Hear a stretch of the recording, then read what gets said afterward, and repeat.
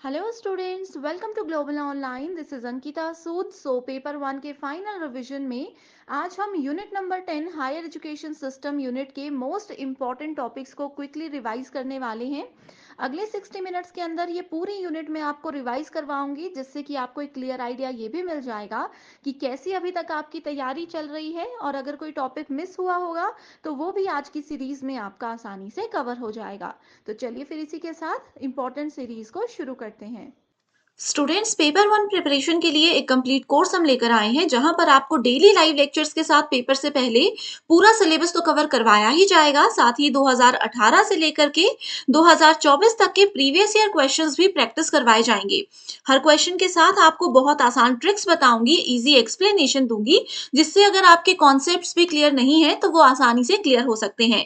Complete content आपको हिंदी और English में प्रोवाइड करवाते हैं। एंड इस कंप्लीट कोर्स की खास बात ये भी है कि आपको इसके साथ एक स्पेशल व्हाट्सएप ग्रुप में ऐड किया जाता है, जिसमें आपको हर क्लास के बाद पीडीएफ मिल जाएगी। एंड अगर कोई डाउट्स हो तो वो भी आप अपने टीचर्स के साथ इस ग्रुप में डिस्कस कर सकते हो। तो ये 2 व्हाट्सएप नंबर्स आपको दे रही हूँ, इन पर आप कॉल या मैसेज करके कॉन्टैक्ट कर लीजिए। साथ ही कुछ फ्री वीडियोस और मॉक टेस्ट अटेम्प्ट करने हैं, तो जरूर ग्लोबल ऑनलाइन ऐप को डाउनलोड कीजिए। स्टोर सेक्शन पर सर्च बार में लिखना है आपको कोर्स का नाम, जो कि है Assam slate.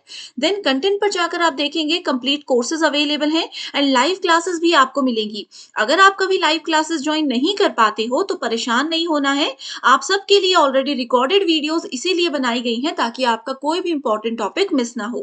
Previous year questions के वीडियो सॉल्यूशन के साथ साथ आपको पीडीएफ फाइल्स भी मिल रही हैं, जिसमें कि ना सिर्फ आपके स्टेट के बल्कि अदर स्टेट के पेपर्स को भी इंक्लूड किया गया है, और यह आपके लिए बहुत ही ज्यादा बेनिफिशियल है।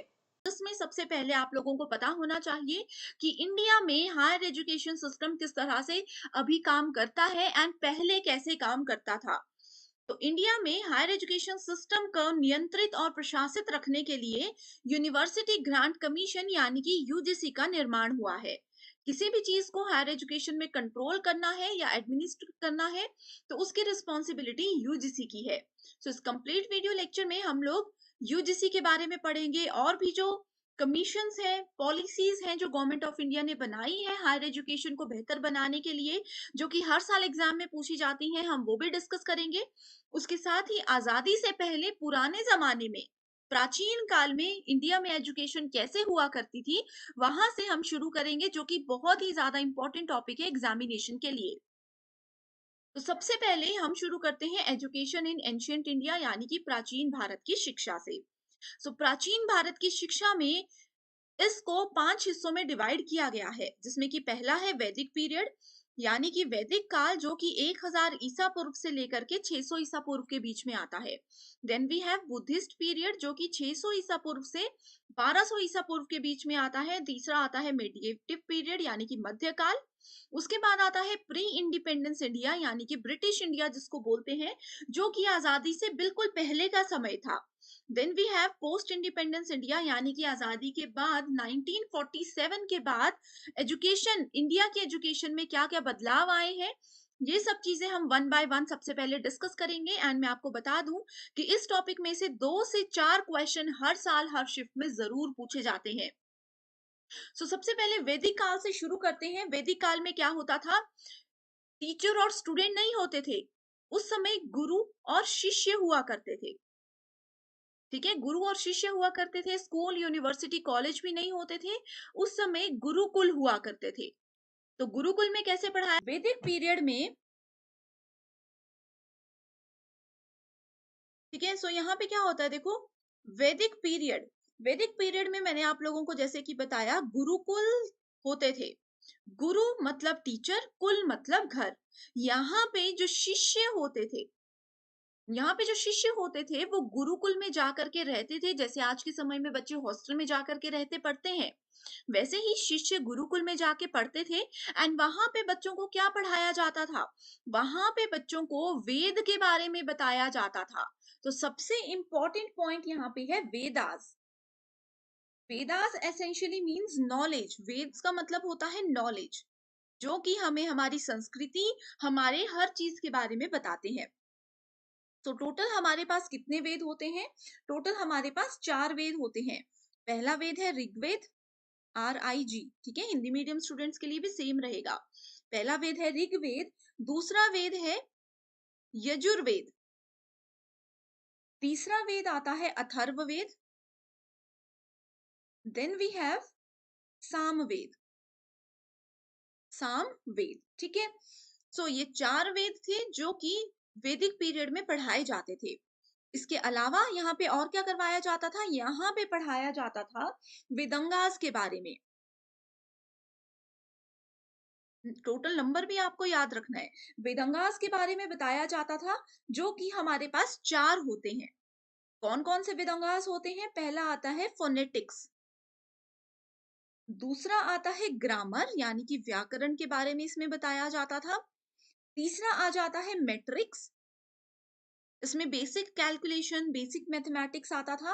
एंड उसके बाद चौथा आ जाता है रिचुअलिस्टिक नॉलेज, यानी कि जो भी हमारी संस्कृति से रिलेटेड ज्ञान होता है कि अपनी संस्कृति को कैसे मेंटेन रखना है, उसको आगे वाली जनरेशन को कैसे बढ़ाना है, बताना है, ये आता था। एंड एक एडिशनल चीज इसमें ऐड की गई थी, वो है एस्ट्रोनॉमी। जैसे कि आपने एस्ट्रोनॉमी सुना होगा, जो भविष्य बताते हैं, या जो समय, इंपॉर्टेंट काल, ये सब चीजें बताते हैं। तो वेदांगास भी इसके अंदर आते थे। उसके बाद वैदिक पीरियड में स्टूडेंट्स को क्या करवाया जाता था? उपनिषद पढ़ाए जाते थे। उपनिषद पढ़ाए जाते थे। तो टोटल कितने उपनिषद होते हैं? 108 उपनिषद होते हैं। उसके नाम यहाँ पे मैं आपको नहीं बता रही हूँ, बस आप नंबर याद रख लीजिए। देन इसमें बताया जाता था दर्शन शास्त्र। दर्शन शास्त्र, सो दर्शन शास्त्र के अंदर कौन सी चीजें आती थी? इसके अंदर आ जाता था न्याय, उसके बाद आता था योगा, उसके बाद इसमें आता था मीमांसा, देन वी हैव वेदांतास। वेदांतास जिसको आप वेदांत के नाम से जानते हो। उसके बाद आ जाता था इसमें वैशेषिका, एंड लास्ट आता था संख्या। ये सभी चीजें हमने लॉजिकल रीजनिंग में भी पढ़ी है। अगर आपको याद है तो आप मुझे कमेंट करके बता दीजिए। करेक्ट। उसके बाद यहाँ पे एक और चीज पढ़ाई जाती है, जिसको बोला जाता है भगवत गीता। आप लोगों ने जरूर भगवत गीता के बारे में सुना होगा। सो वैदिक काल में बच्चों को भगवत गीता भी पढ़ाई जाती थी, जब वो गुरुकुल में रहते थे। एंड इस समय में क्या होता था? इस समय में एक एज लिमिट बच्चों की रखी जाती थी कि अगर कोई बच्चा 5 साल का है, 5 साल तक की एज तक उनको बेसिक चीजें बताई जाती थी। एंड 5 साल के बाद उनको एक फॉर्मल एजुकेशन शुरू करवा दी जाती थी। एंड उस फॉर्मल एजुकेशन के लिए एक सेरेमनी होती थी, जिस सेरेमनी को बोला जाता था उपन्याय। ठीक है। उपन्याय को अगर हम इंग्लिश में बोलें तो इनिशिएशन इसका नाम दिया जाता है। ठीक है। ये सेरेमनी होती थी कि बच्चा 5 साल का हो गया है एंड अब उसको फॉर्मल एजुकेशन दी जाएगी। करेक्ट। सो आई होप यहाँ तक के कॉन्सेप्ट्स आपके बिल्कुल क्लियर हो चुके हैं। इसके अलावा अब दूसरा पीरियड है बुद्धिस्ट पीरियड, जो कि बहुत ज्यादा इंपॉर्टेंट है। सो बुद्धिस्ट पीरियड पर भी जाने से पहले मैं आप लोगों को ये बता देना चाहती हूँ कि जो वेद होते हैं, जैसे मैंने आपको बताया कि टोटल हमारे पास 4 वेद होते हैं।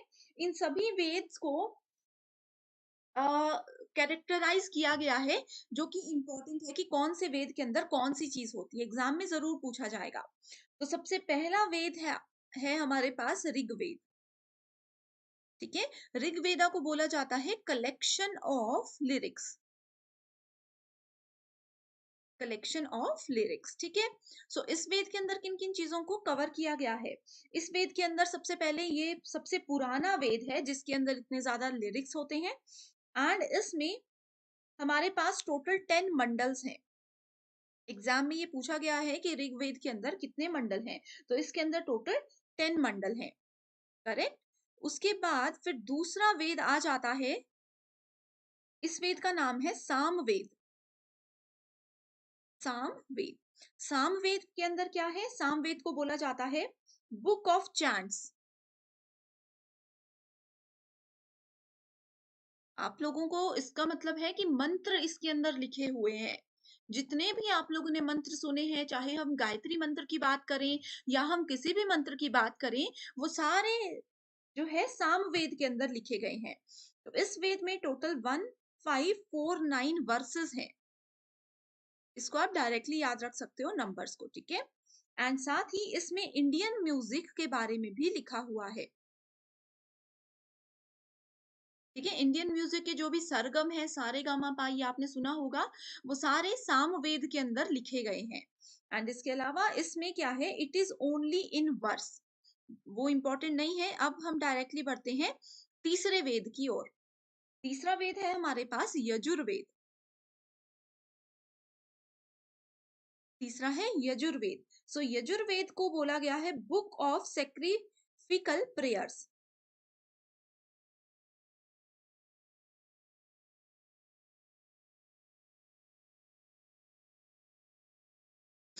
राइट, सो इसमें क्या है, this book is divided into two parts. पहला पार्ट है कृष्ण, कृष्ण यजुर, और इसका दूसरा पार्ट आ जाता है शुक्ल यजुर्वेदा। शुक्ल यजुर्वेदा, ठीक है, पहला है कृष्ण यजुर्वेदा। तो दो हिस्सों में इसको डिवाइड किया गया है, एंड इसमें आपको इतना ही काफी है एग्जामिनेशन पॉइंट ऑफ व्यू से। नेक्स्ट टाइप जो है, नेक्स्ट वेद जो है, वो है Atharvaveda.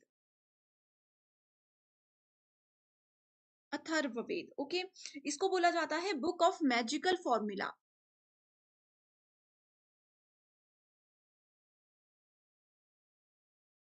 Book of magical formula, okay. So इस बुक में क्या है, जितने भी चार्म्स हैं, जितने भी स्पेलिंग्स है, एविल्स है, डिजीजेस है, वो सब इसके अंदर आती है। सिंपल लैंग्वेज में बोलूं, आप लोगों ने आयुर्वेदा का नाम जरूर सुना होगा। आप लोगों ने आयुर्वेदा सुना होगा, जिसमें कि होम रेमेडीज होती हैं। तो ये सारी चीजें अथर्ववेद के अंदर लिखी हुई हैं। अगर किसी को कोई बड़ी सी बीमारी है एंड उस बीमारी का सॉल्यूशन हमें चाहिए, तो इन सभी वेद में से आपको कौन सा वेद पढ़ना हो सकता है, तो उसके लिए आपको अथर्ववेद पढ़ना होगा। इस तरह के क्वेश्चंस एग्जाम में आते हैं। तो ये बेसिक चीजें हैं। एग्जामिनेशन पॉइंट ऑफ व्यू से अगर मैं बताऊं, तो 2022 की ही एक शिफ्ट में ये क्वेश्चन आया था कि आयुर्वेदा किस वेद में है। अगर हमें मंत्र पढ़ने हैं, हमारे जो संस्कृति के अंदर मंत्र हैं, वो किस वेद में हमें मिलेंगे, या फिर अगर हमें सरगम के बारे में जानना है, तो वो हमें किस वेद के अंदर मिलेंगे। तो ये बेसिक सी चीजें हैं जो कि आपको जानना बहुत ही ज्यादा जरूरी है। इसके बाद हमने जैसे कि यहाँ पर बात की थी उपनिषद के बारे में। सो मैंने आपको बताया था कि टोटल हमारे पास 108 उपनिषद होते हैं। तो ये 108 उपनिषद के अंदर और क्या क्या चीजें होती हैं, ये मैं आपको बताती हूँ। हर एक पॉइंट को नोट कर लीजिए। So Upanishad, they are philosophical in nature. They are philosophical in nature and इनको वेदांता भी बोला जाता है। इसको वेदांता बोला जाता है। टोटल इसके अंदर 108 नंबर के उपनिषद होते हैं। एंड ओल्डेस्ट उपनिषद इसमें कौन सा है, ये आप लोगों के लिए मैंने एक होमवर्क क्वेश्चन दे दिया।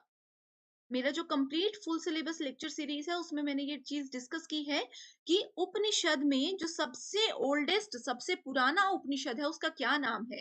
ये एक प्रीवियस ईयर क्वेश्चन है जो कि लगभग हर साल पूछा जाता है। करेक्ट। उसके बाद एक और इंपॉर्टेंट टॉपिक की ओर हम लोग बढ़ते हैं। सो इस टॉपिक का नाम है वेदांगास। जरूर इसको आप लोग नोट कर लीजिए, जैसे मर्जी याद रखिए, वो आप लोगों को याद रखना ही है, क्योंकि एग्जाम में इससे क्वेश्चन आते ही है। करेक्ट। सो यहाँ पे हमारे पास वेदांगास आते हैं। वेदांगास टोटल 6 होते हैं, ठीक है, जिसमें कि पहला आता है शिक्षा। शिक्षा का मतलब आप सभी को पता होगा। दूसरा वेदांगा क्या आता है, प्रतिशाख्या। प्रतिशाख्या, ये क्या है, ये फिनोटिक्स का सबसे पुराना टेक्स्ट है। ये एक टेक्स्ट का फॉर्मेट है, टेक्स्ट का टाइप है। इसको भी दो हिस्सों में डिवाइड किया जाता है जनरली। एंड उसके बाद अगर हम लोग तीसरे की बात करें, वो है निरुक्ता। निरुक्ता, ठीक है। देन वी हैव छंद, जिसको छंदा भी लिख सकते हो। छंद इसका मतलब होता है मैट्रिक्स, ये मैंने आप लोगों को अभी बताया था। नेक्स्ट आ जाता है, इसको आप इस तरह से लिख सकते हो, चंद सूत्रास। चंद सूत्रास। चंद्र सूत्रास क्या है? इट वॉज रिटन बाय पिंगल, जो कि एक फेमस टेक्स्ट है। आप लोगों ने जरूर पिंगल के बारे में सुना होगा। इसकी स्पेलिंग ऐसी होगी, पिंगल। ठीक है, ये एक फेमस टेक्स्ट है जिसमें कि चंद्र सूत्रा को लिखा गया है। उसके बाद आ जाता है ज्योतिष। ज्योतिष आप लोगों ने जरूर सुने होंगे। ज्योतिष शास्त्र क्या होता है? ज्योतिषा यानी कि एस्ट्रोनॉमी, ये भी इसके अंदर आ जाता है। ठीक है, सो इस तरह से आप लोगों को ये चीजें याद रखनी है, जो कि एग्जामिनेशन के लिए बहुत ही ज्यादा इंपॉर्टेंट है। नेक्स्ट अगर हम लोग अगले टॉपिक की बात करें तो वो आ जाता है बुद्धिस्ट पीरियड। तो बुद्धिस्ट पीरियड में हमने देखा था कि 600 ईसा पूर्व से 1200 ईसा पूर्व तक का ये समय था।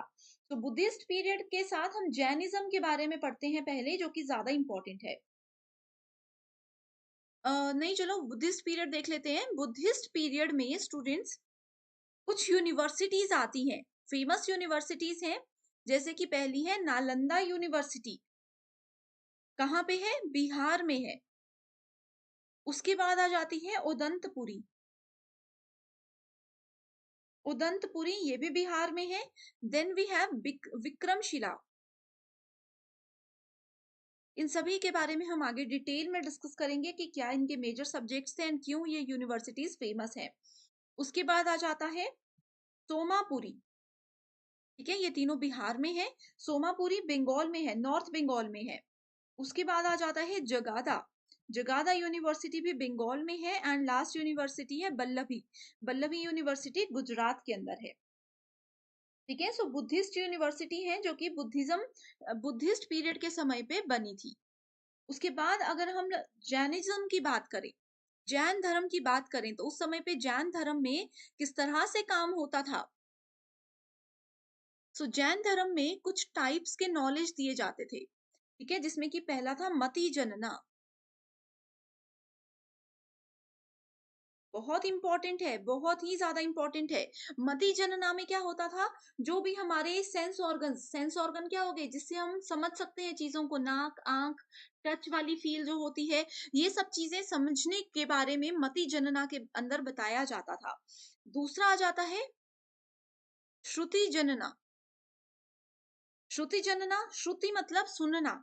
ठीक है, सो नॉलेज रिवील्ड बाय स्क्रिप्चर्स। जो सुनी सुनाई बातें होती हैं, बहुत सी चीजें आपने अपने पेरेंट्स से सुनी होंगी, चाहे आपने वो अभी तक देखी नहीं है, तो वो सब चीजें सच होती हैं, ये जैनिज्म की श्रुति जनना के अंदर बोला गया था। तीसरा नॉलेज होता है अवधि जनना।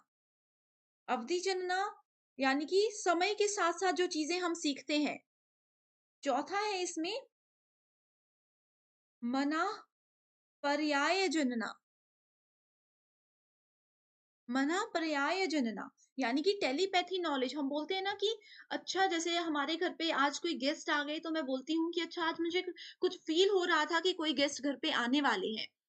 या फिर किसी फ्रेंड का फोन आ जाता है तो हम बोलते हैं कि हाँ आज मैं तुझे ही याद कर रही थी। तो ये क्या होता है? मनन जनना। यानी कि मन में हमने कुछ सोचा, हमारे मन में कोई फीलिंग आई और वो सच हो गया। उसके बाद पांचवा टाइप आ जाता है इसमें केवल जनना। केवल जनना जो कि टेम्परेरी नॉलेज होता है।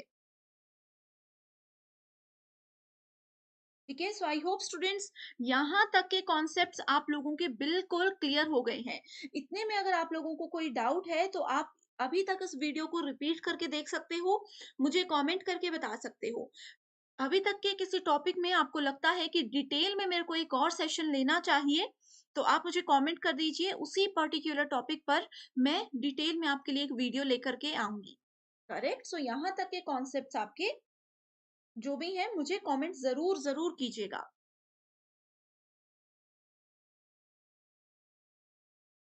ठीक है, सो नेक्स्ट अगर हम लोग बात करें, जैसे कि हम वैदिक लिटरेचर की बात कर रहे थे, हमने यहाँ पे ये सारी चीजें पढ़ ली है। अब हम बात करते हैं इंपॉर्टेंट एंड फेमस यूनिवर्सिटीज की, जो कि एंशियंट यूनिवर्सिटीज हैं इंडिया की। करेक्ट, सो एंशियंट यूनिवर्सिटीज में सबसे पहली आती है तक्षशिला यूनिवर्सिटी, जो कि वर्ल्ड की सबसे पहली यूनिवर्सिटी है। It is one of the re-owned ancient university of India located in the city Takshashila. ठीक है, सो तक्षशिला जो है एक सिटी का नाम था जिसके नाम पे ये तक्षशिला यूनिवर्सिटी रखी थी। The information about Takshashila is first given from Valmiki Ramayana. आप लोगों ने वाल्मीकि रामायण के बारे में जरूर सुना होगा, तो उन्होंने ही तक्षशिला यूनिवर्सिटी के बारे में सबसे पहले इंफॉर्मेशन दी थी। एग्जाम में ये क्वेश्चन जरूर जरूर पूछा जाएगा, ठीक है। एंड यहाँ पे देखोगे it is mentioned in Buddhist literature, मैंने आपको बताया था कि बुद्धिस्ट पीरियड के दौरान ये बनी थी, particularly the Jatakas as the capital of kingdom Gandhara and a great centre of learning. Gandhara presently जो है पाकिस्तान के एक डिस्ट्रिक्ट में आ चुका है। जैसे आपको पता ही है कि आजादी से पहले इंडिया पाकिस्तान एक ही हुआ करते थे, तो ये यूनिवर्सिटी इंडिया में काउंट हुआ करती थी, बट आजादी के बाद इसको पाकिस्तान में शिफ्ट हो गई है, ये पाकिस्तान के एरिया में आ गई है। एंड यहाँ पे it is particularly known for some important subjects like scriptures, law, medicine, astronomy, Hindi medium students यहाँ पे देख सकते हैं, मिलिट्री साइंस एंड 18 शिल्प्स और आर्ट्स, ठीक है। सो यहाँ पे जैसे कि साइंस, मेडिसिन, इन चीजों के लिए ये फेमस थी। ये वाली स्टेटमेंट एग्जाम में बहुत बार ऐसी की ऐसी पूछी गई है। एंड अगर हम बात करें, it is believe that over 10,000 students from China, Babylon and Greece in addition to Indian students studied there. So बहुत फेमस लोग थे, 10,000 से ज्यादा बच्चे यहाँ से पास आउट हुए थे उस समय में, जो कि और भी कंट्रीज के अंदर आए थे, और भी कंट्री से यहाँ पे पढ़ने के लिए आए थे। ये तक्षशिला यूनिवर्सिटी का एक प्रीवियस ईयर क्वेश्चन है। इसमें पूछा गया है, Takshashila an ancient centre for higher learning in India was declared as a heritage site by UNESCO in. So heritage site इसको कब घोषित कर दिया गया है, वो इसका करेक्ट आंसर है 1980। तो आपको तक्षशिला की हिस्ट्री का बस एक क्वेश्चन पता होना चाहिए, और भी थोड़ा देख सकते हो, एंड उसमें कौन से सब्जेक्ट्स पढ़ाए जाते थे, अब वो कहाँ पर है ये आपको पता होना चाहिए। अगर हम कुछ फेमस पर्सनालिटीज की बात करें, कुछ बहुत ही फेमस लोगों की बात करें जो कि तक्षशिला यूनिवर्सिटी से पढ़े हुए थे, तो उसमें पहला नाम आता है ग्रामेरियन, ग्रामेरियन पैनिनी। ये आपने जरूर नाम सुना होगा, ग्रामेरियन पैनिनी। दूसरा आ जाता है कौटिल्य।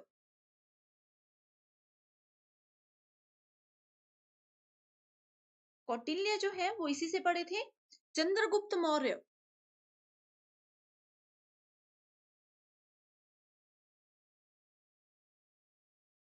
चंद्रगुप्त मौर्य भी तक्षशिला यूनिवर्सिटी से ही पढ़े हुए थे, राइट। सो इस तरह से आप देख सकते हो कितनी फेमस यूनिवर्सिटी ये उस समय पे हुआ करती थी।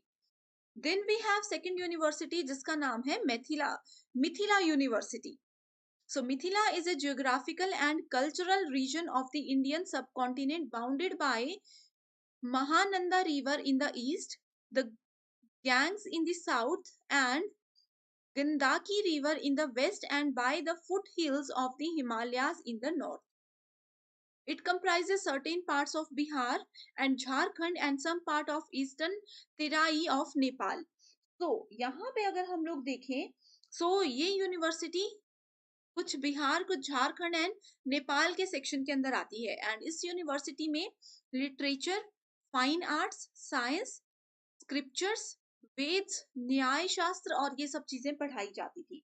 Okay, two subjects that became popular in this university, वो क्या थे, वो सबसे पहला सब्जेक्ट था न्याय, जो कि इस यूनिवर्सिटी का एक, हम बोलते हैं ना, हर एक यूनिवर्सिटी की एक स्पेशलिटी होती है, वैसे ही मिथिला, मिथिला यूनिवर्सिटी की स्पेशलिटी न्याय थी एंड तर्क शास्त्र था।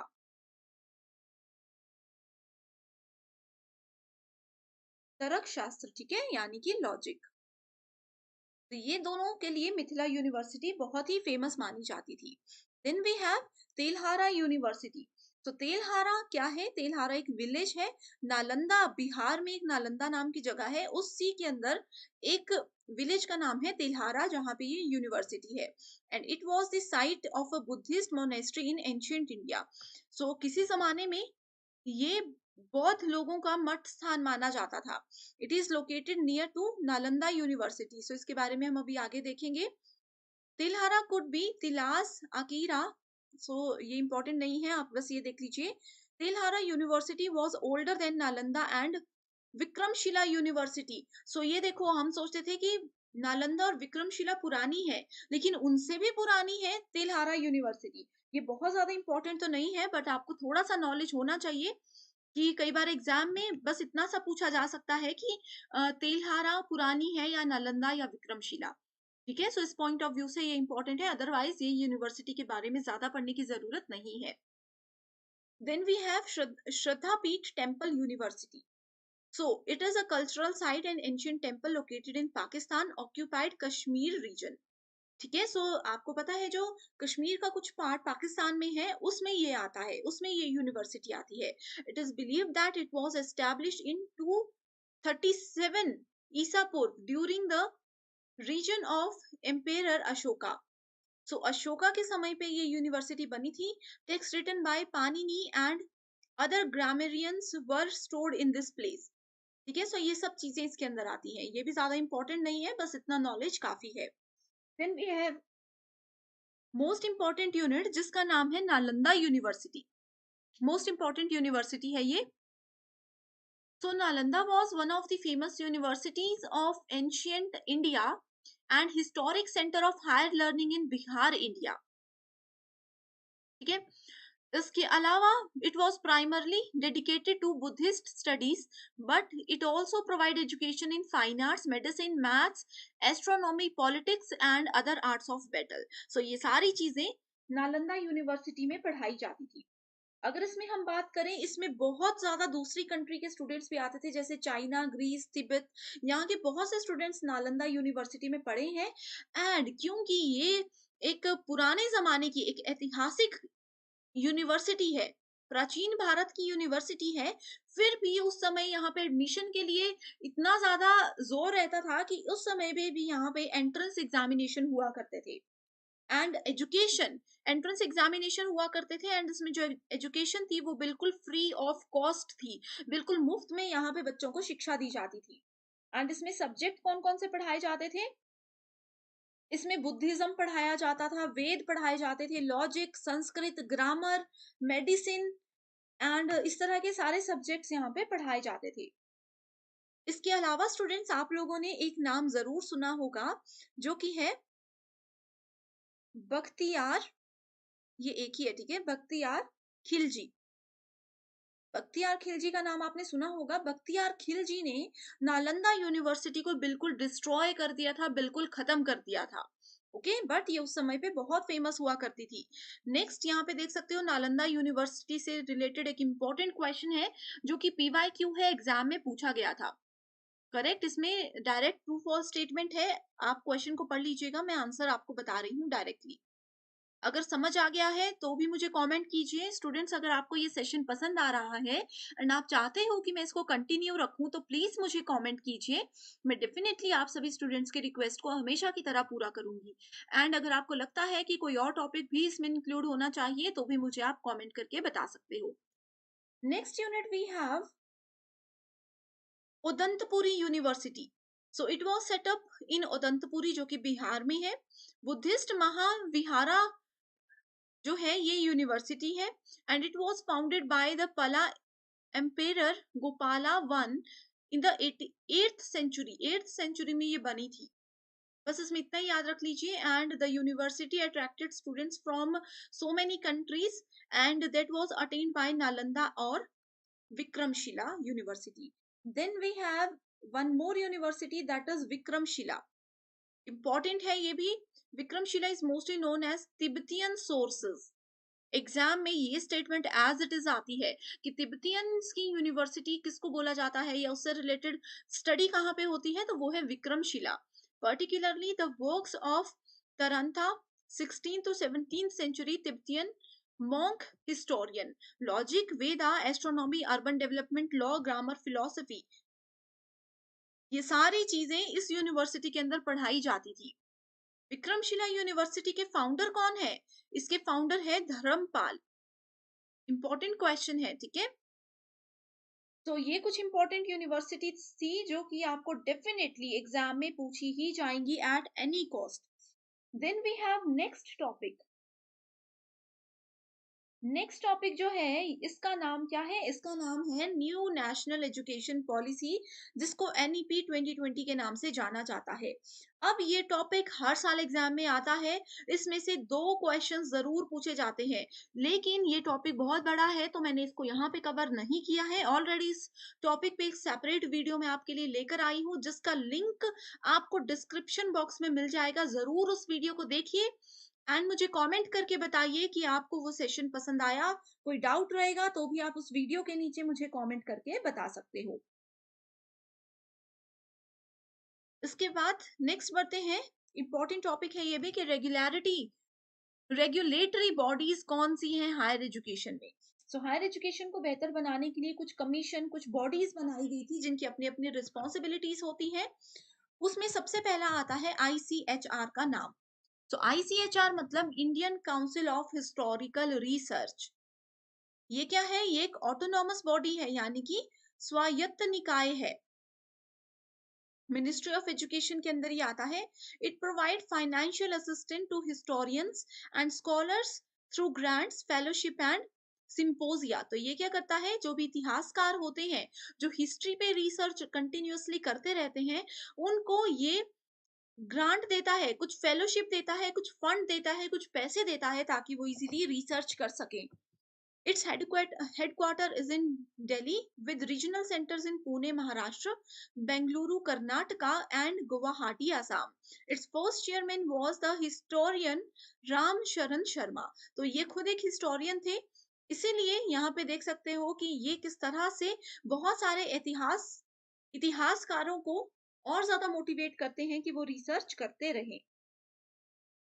ICHR is founded by grant in aid received from Department of Higher Education and इसका ऑब्जेक्टिव क्या है? इसका ऑब्जेक्टिव ये है कि जो भी इतिहासकार है वो इकट्ठे होकर बहुत सी रिसर्च करें, जिससे कि और भी ज्यादा हमारे देश का नाम बढ़ सकता है। एंड आपको पता ही होगा कि रिसर्च जितनी ज्यादा होती जाएगी उतना ज्यादा डेवलपमेंट भी होता रहता है। एंड साथ ही ये साइंटिफिक एंड ऑब्जेक्टिव हिस्ट्री को एक नेशनल लेवल पे डायरेक्शन देने में भी मदद करता है। सेकंड है हमारे पास AICTE, all India council for technical education. ये क्या है? ये स्टैट्यूटरी बॉडी है, यानी कि वैधानिक निकाय है।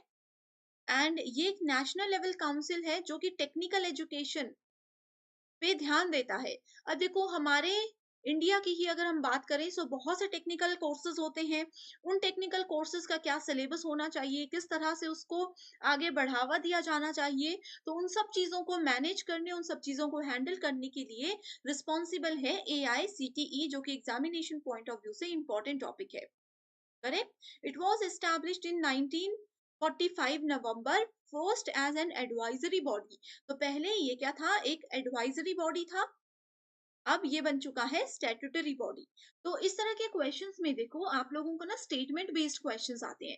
अगर आपको पता है स्टेटमेंट बेस्ड क्वेश्चंस कैसे होते हैं तो बहुत अच्छी बात है। तो मैं इससे देखो आपके ना एनटीए कॉन्सेप्ट क्लियर करता है कि स्टेटमेंट देगा तो कॉन्सेप्ट क्लियर होंगे आपके, तभी आपको उसका करेक्ट आंसर दे सकते हो। अगर आपको नहीं पता कि स्टेटमेंट बेस्ड क्वेश्चंस कैसे होते हैं, कैसे उनको सॉल्व किया जाता है, तो आप डिस्क्रिप्शन बॉक्स देखिए, वहां पे एक वीडियो का लिंक मैंने दिया हुआ है, या फिर मुझे कमेंट कर दीजिए, मैं सेपरेटली आपके साथ लिंक शेयर कर दूंगी। तो आपको आइडिया हो जाएगा कि कैसे क्वेश्चंस यहाँ से पूछे जाते हैं जो कि स्टेटमेंट बेस्ड होते हैं। AICTE was given statutory status by Act of Parliament, and it is responsible for proper planning, coordinated development of India's technical education and management education system, and इसका हेडक्वार्टर है दिल्ली में। इस तरह की हेडक्वार्टर वाली important होती है स्टेटमेंट्स, एग्जाम में पूछी जाती है। करेक्ट। एंड इसके ऑब्जेक्टिव्स की बात करें तो इसका ऑब्जेक्टिव होता है अपनी टेक्निकल एजुकेशन का अच्छे से प्लान करना, फिर उसको फॉर्म्युलेट करना, जो प्लान किया है उसको इम्प्लीमेंट करना, उसके बाद उसका मेंटेनेंस का ध्यान रखना, उसके जो स्टैंडर्ड्स है, उसके जो नॉर्म्स है, नॉर्म्स का मतलब होता है रूल्स रेगुलेशंस, ठीक है, एजुकेशन की जो क्वालिटी है एंड जो उसका हम एक्रेडिएशन देते हैं, उन सब चीजों का ध्यान रखना ही एक मेजर फोकस है AICTE का। नेक्स्ट आ जाता है ICSSR, जिसका नाम है Indian council for social science research. इसके नाम से पता चल रहा है कि सोशल साइंस से रिलेटेड कोई भी रिसर्च अगर करते हैं तो उसको हैंडल करना, उसको मैनेज करना इस डिपार्टमेंट का रोल होता है। तो ये नेशनल बॉडी है overseeing research in social sciences in India, and 1969 में इसको एस्टैब्लिश किया गया था। इसका हेडक्वार्टर भी कहाँ है? न्यू दिल्ली में ही है। The council formally became active in July 1981। तो देखो ये बन तो गई थी 1969 में, लेकिन 1981 में ये ऑफिशियली एक्टिवेट कर दी गई थी जुलाई वाले मंथ में। नेक्स्ट आ जाता है यूजीसी, जो कि एक सबसे ज्यादा इंपॉर्टेंट टॉपिक है। एग्जाम हमारा नाम है एनटीए यूजीसी नेट, तो इसमें यूजीसी के क्वेश्चन आना जाहिर सी बात है। तो यूजीसी की full form university grant commission. It is a statutory body. ठीक है, स्टैट्यूटरी बॉडी है। अगर आपको पता है कि स्टैट्यूटरी बॉडी क्या होती है तो मुझे कमेंट करके जरूर बताइए, ताकि और बच्चों को भी इसमें मदद हो जाए। वैधानिक निकाय है ये, that is set up by Government of India according to UGC Act 1956। ये मिनिस्ट्री ऑफ एजुकेशन के अंदर आता है, जिसको पहले MHRD के नाम से जाना जाता था, अब उसका नाम मिनिस्ट्री ऑफ एजुकेशन हो गया है। It is charge with coordination, maintenance, determination of higher education standards. So higher education India में जो है उसके सारे काम को कोऑर्डिनेट करना, उसको अच्छे से ध्यान रखना, काम जो हो रहा है वो सही हो रहा है, उससे फायदा स्टूडेंट्स को होता है कि नहीं होता है, ये सब चीजों का ध्यान रखना। इसका भी हेडक्वार्टर न्यू दिल्ली में है, एंड 6 रीजनल सेंटर है Pune, Bhopal, Kolkata, Hyderabad, Guwahati and Bangalore. A proposal to replace it with another new regulatory body called HECI। तो इसको एक नई रेगुलेटरी बॉडी से रिप्लेस करने का प्रपोजल आ चुका है, जिसका नाम है HECI, under the consideration by government of India. So government of India का ही ये डिसीजन है कि इसको इस तरह से चेंज कर दिया जा सकता है। देन वी हैव, जैसे कि यहाँ पे आप देख सकते हो वही है, यूजीसी के बारे में ही हमने यहाँ पे लिखा हुआ है। इसके इंपॉर्टेंट सेंटर्स हैं, हेड ऑफिस न्यू दिल्ली, छोटे छोटे ऑफिस यानी कि रीजनल ऑफिस कहाँ पे हैं? इन 6 सिटीज में है। अब आते हैं अगले टॉपिक की ओर, जिसमें हम बात करने वाले हैं कैरेक्टराइजेशन ऑफ यूनिवर्सिटीज के बारे में। यूनिवर्सिटीज को किस तरह से कैरेक्टराइज किया गया है, किस तरह से उनको अलग अलग हिस्सों में डिवाइड कर दिया गया है, ये हम देखेंगे। तो सबसे पहले आता है central university, state university, private, then deem to be universities. तो टोटल इंडिया में 48 सेंट्रल है, 392 स्टेट है, 317 प्राइवेट यूनिवर्सिटीज हैं, and 125 deem to be universities हैं। टोटल 882 यूनिवर्सिटीज इंडिया में रनिंग है इस समय पे। इसके अलावा कुछ इंपॉर्टेंट पॉइंट्स हैं जो कि यूजीसी नेट एग्जामिनेशन के लिए स्टूडेंट्स आप सभी को पता होना बहुत ही ज्यादा जरूरी है।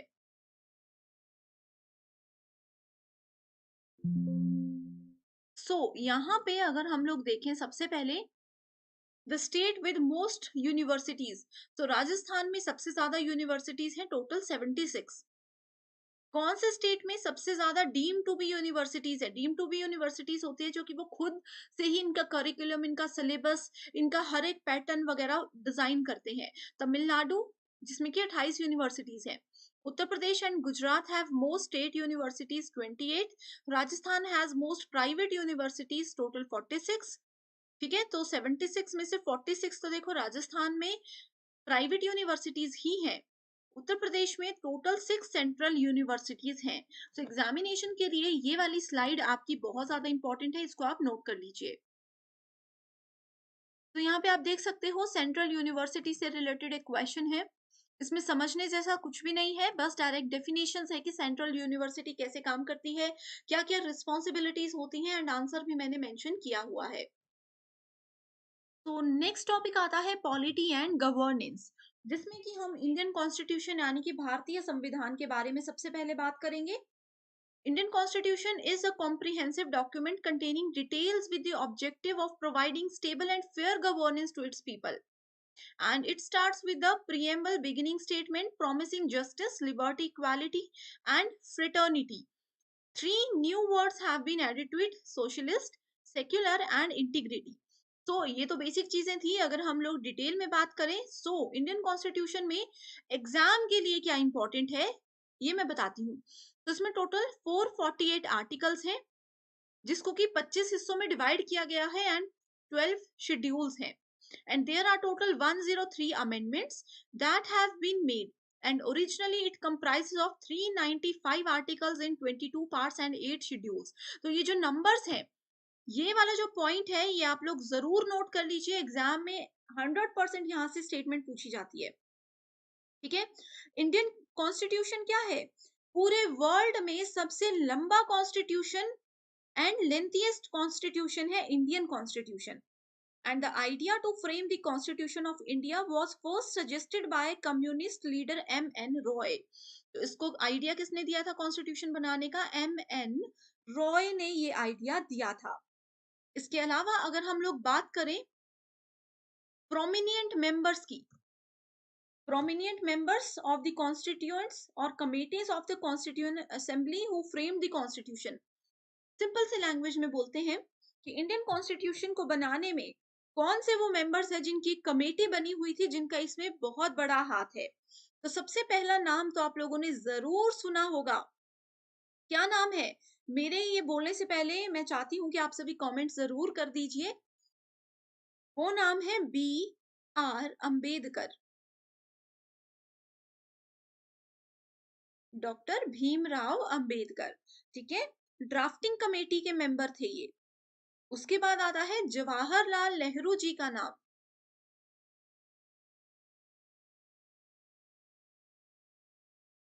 Union power committee, union constitution committee and state committee इनके अंदर आती थी।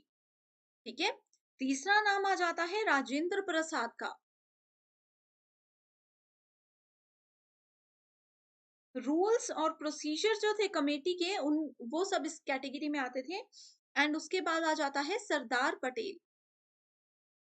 तो ये चार नाम हैं जो कि एग्जामिनेशन पॉइंट ऑफ व्यू से बहुत इंपॉर्टेंट है, आपको ये याद रखना जरूरी है। ठीक है, इसके अलावा अगर थोड़ा सा मैं आपको ये भी बता देना चाहती हूँ कि हमारा जो कॉन्स्टिट्यूशन है उसका सोर्स कौन कौन सा है, कहाँ कहाँ से उसका आइडिया आया, कहाँ कहाँ से उसमें मदद मिली। तो पहला है गवर्नमेंट ऑफ इंडिया एक्ट 1935। ठीक है, उसके बाद British constitution, then we have US constitution, Irish constitution, Canadian constitution, French constitution, ये सब उसमें ऐड हुए थे। करेक्ट। इसमें इतना ही मैं अभी आप लोगों को फिलहाल बताना चाहती हूँ। नेक्स्ट अगर हम बात करते हैं, जैसे कि मैंने आपको बताया एनईपी 2020 इस पे ऑलरेडी एक वीडियो बन चुकी है, डिस्क्रिप्शन बॉक्स में चेक कर लीजिए। Similarly Times higher education world university ranking and NIRF ranking जो है, ये हम लोगों ने डिस्कस किया है। एंड अगर आप चाहते हो कि लेटेस्ट वीडियो भी मैं इस पर लेकर के आऊं, जो कि इंपॉर्टेंट टॉपिक है, रैंकिंग से रिलेटेड हमेशा एग्जाम में क्वेश्चन आते हैं। ठीक है, ये करंट अफेयर के अंदर काउंट किया जाता है, जो कि हम डेफिनेटली जल्दी से जल्दी आपके साथ शेयर करेंगे।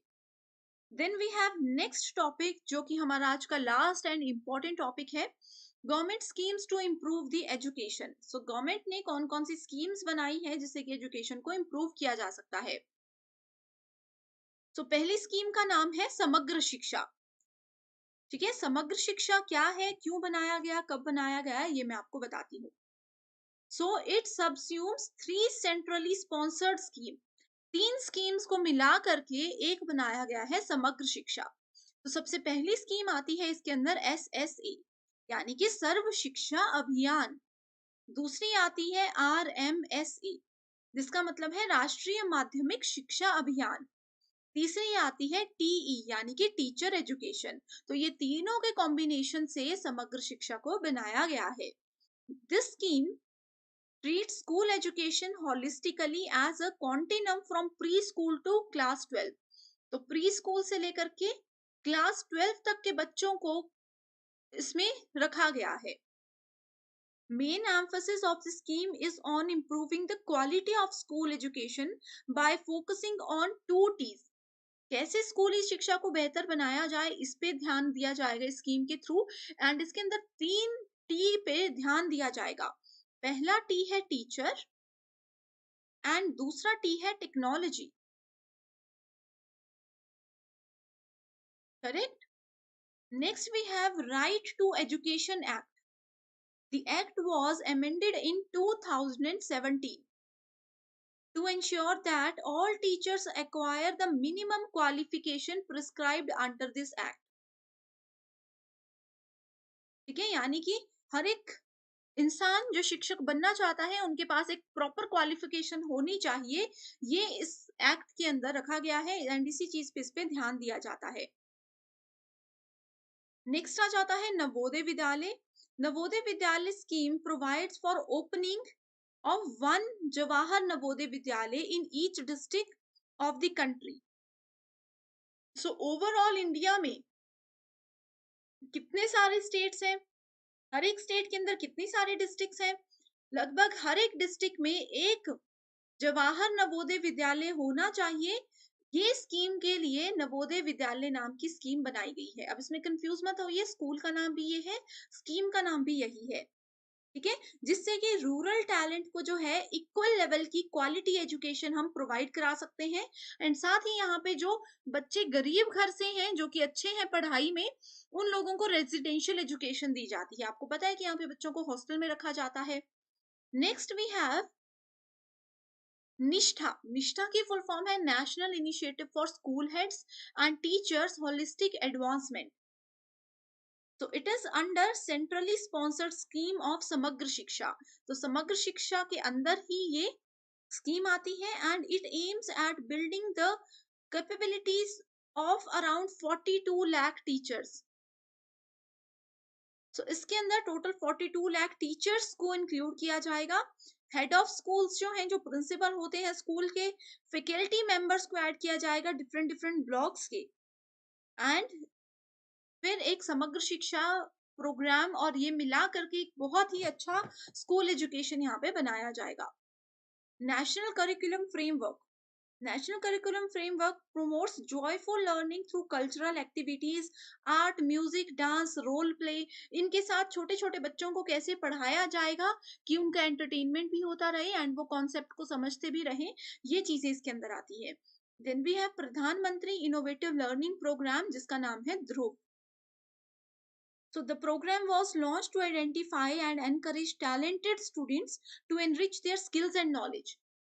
ध्रुव तारा आपने जरूर सुना होगा, उसी नाम पे ये नाम रखा गया है। इसमें क्या है, जितने भी टैलेंटेड बच्चे हैं उनमें क्या टैलेंट है, कैसे उनके टैलेंट को, कई लोग होते हैं ना कि टैलेंटेड होते हैं लेकिन उनको एक अच्छा प्लेटफॉर्म नहीं मिल पाता, तो कैसे उनके गुण को, उनके टैलेंट को आगे बढ़ाया जाए, उन बच्चों को बढ़ावा दिया जाए ताकि उनकी भी तरक्की हो, देश की भी तरक्की हो। इसके लिए प्रधानमंत्री इनोवेटिव लर्निंग प्रोग्राम बनाया गया है। इसमें किसी के पास कोई भी इनोवेटिव यानी कि नवोन्मेषी प्लान्स अगर हैं जिससे कि एजुकेशन को बेहतर बनाया जा सकता है, तो वो सारे प्लान्स हम गवर्नमेंट को बता सकते हैं एंड अगर गवर्नमेंट उनको इम्प्लीमेंट करती है तो वो बहुत अच्छा हो जाता है। नेक्स्ट आता है न्यू एजुकेशन पॉलिसी जो कि 2020 में बनी थी। इसमें आप लोगों को पता है कि 10+2 फॉर्मेट को क्लोज कर दिया गया है। हर एक स्टूडेंट को एक बेहतर हायर एजुकेशन देने का मौका यहाँ पे दिया गया है।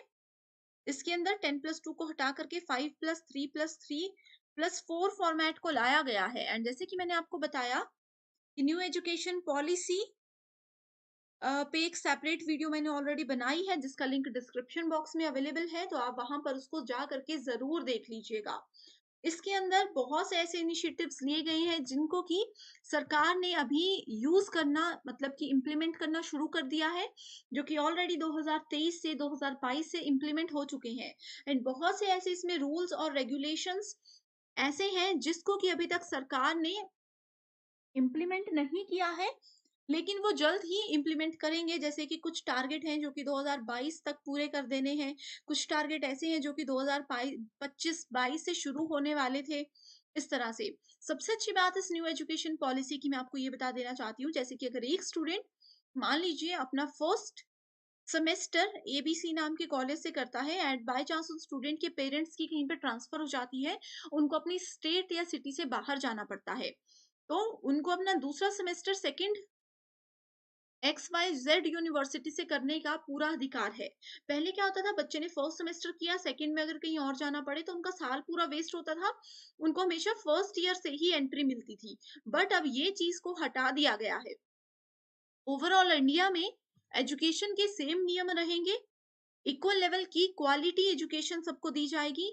फिर आप इंडिया में कहीं भी कोर्स कर सकते हो, आपको सेम ही बेनिफिट्स वहाँ पे मिलेंगे। ऐसा नहीं है कि किसी यूनिवर्सिटी में डिफरेंट सिलेबस है, किसी यूनिवर्सिटी में डिफरेंट सिलेबस है। तो ये मेजर फोकस है न्यू एजुकेशन पॉलिसी का। तो आज के लिए सिर्फ इतना ही। Thank you so much for watching this video and I wish you all the very best.